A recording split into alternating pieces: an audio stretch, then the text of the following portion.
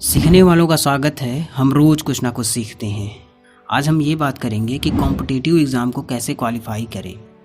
Exam का नाम सुनते ही हमारे मन में घबराहट होने लगती है और जब कंपटीशन वाले एग्ज़ाम हो तो ये घबराहट और अधिक बढ़ जाती है, क्योंकि कंपटीशन वाले एग्ज़ाम जैसे IIT, नीट और UPSC ये सभी एग्ज़ाम बहुत ही टफ होते हैं। ये कितने टफ होते हैं इस बात का अंदाज़ा आप इस बात से ही लगा सकते हो कि इस एग्ज़ाम में लगभग 10 से 20 लाख स्टूडेंट अप्लाई करते हैं और सिर्फ 4 से 5 हज़ार लोग ही क्वालिफाई कर पाते हैं। UPSC में तो सिर्फ 800 से 1000 सीटें ही होती हैं। कहाँ 10 से 15 लाख लोग और कहाँ 1 से 2000 लोग। बहुत भयंकर कंपटीशन होता है।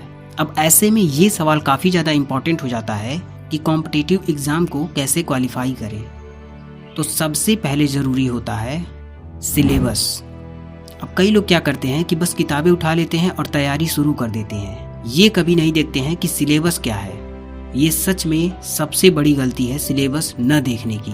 ऐसे ही मेरा एक दोस्त था, उसने मुझसे कहा कि मैंने ये पढ़ लिया था, मैंने वो पढ़ लिया था, मैंने बहुत कुछ पढ़ लिया था और बाद में जाकर के जब सिलेबस देखा तो सिलेबस में कई चीज़ें थी ही नहीं। सोचो तब उसकी टाइम और एनर्जी सब कुछ वेस्ट चला गया। आपके साथ ऐसी गलती ना हो, इसीलिए सिलेबस को अच्छे से पढ़िए और हो सके तो सिलेबस की एक कॉपी अपने स्टडी टेबल पर रखिए। अब सेकंड नंबर पर एक इम्पॉर्टेंट चीज़ आता है, वो है प्रीवियस ईयर क्वेश्चन पेपर यानी कि PYQs। PYQ का मतलब है कि उस एग्जाम के पिछले साल के question paper. Previous year question paper बहुत इंपॉर्टेंट चीज़ है। इसके बगैर तैयारी का कोई मतलब ही नहीं है। ये आपको जरूर देखना चाहिए कि इस एग्जाम में पिछले सालों में क्या क्वेश्चन पूछा गया है, किस टाइप का क्वेश्चन पूछा गया है और कहाँ से सबसे ज़्यादा क्वेश्चन पूछा गया है।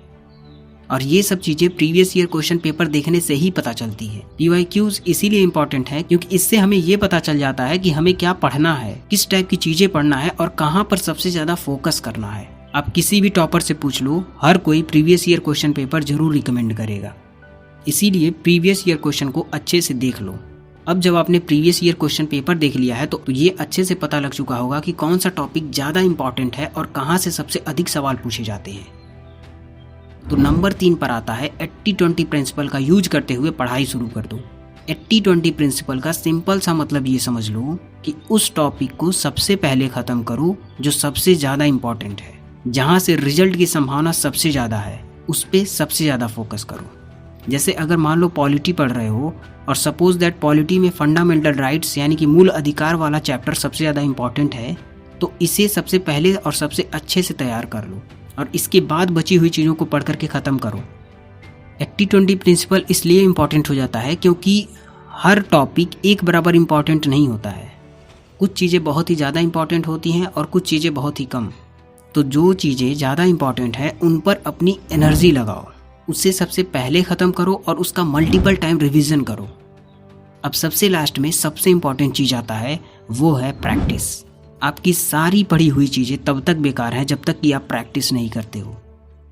प्रैक्टिस 2 तरह से करना होता है, एक रिवीजन और दूसरा क्वेश्चन प्रैक्टिस। रिवीजन के बारे में कहूँ तो रिवीजन इज़ द की। जितना अधिक रिवीजन करोगे उतनी ही अधिक क्लैरिटी बढ़ेगी, चीज़ें अच्छे से याद रहेंगी। और क्वेश्चन प्रैक्टिस भी ज़रूरी है क्योंकि कितना ही पढ़ लो, लास्ट में जाके एग्ज़ाम ही देना है, क्वेश्चन ही सॉल्व करना है। तो क्यों न पहले से ही क्वेश्चन प्रैक्टिस करते रहो ताकि एक आदत सी बन जाए क्वेश्चन सॉल्व करने की। इस वीडियो में हमने ये देखा कि किसी भी कंपटीशन वाले एग्ज़ाम को क्वालिफाई करने के लिए सबसे पहले सिलेबस की जानकारी होनी चाहिए और प्रीवियस ईयर क्वेश्चन पेपर बहुत ज़रूरी है। और तीसरी चीज़, हमने 80-20 प्रिंसिपल का यूज करना सीखा। और लास्ट में हमने ये देखा कि प्रैक्टिस कितना ज़रूरी है। और भी कई चीज़ें ज़रूरी होती हैं, उन पर भी वीडियो आएंगे। तो अगर आप हमसे जुड़े रहना चाहते हैं तो चैनल को सब्सक्राइब कर लीजिए। और अगर ये जानना हो कि कंसिस्टेंसी कितनी ज़रूरी है तो वीडियो का लिंक डिस्क्रिप्शन में है।